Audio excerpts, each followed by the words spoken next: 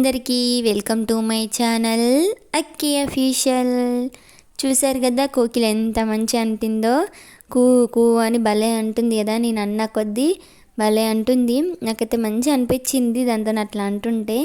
కాసేపటి తర్వాతనైతే అనడం అయితే ఆపేసింది, అలాగే సైలెంట్గా ఉండిపోయింది. కాసేపటి తర్వాతనైతే వెళ్ళిపోయింది మళ్ళీ. మరి మీకు ఎట్లా అనిపించిందో వీడియో కామెంట్ బాక్స్లో కామెంట్ చేయండి.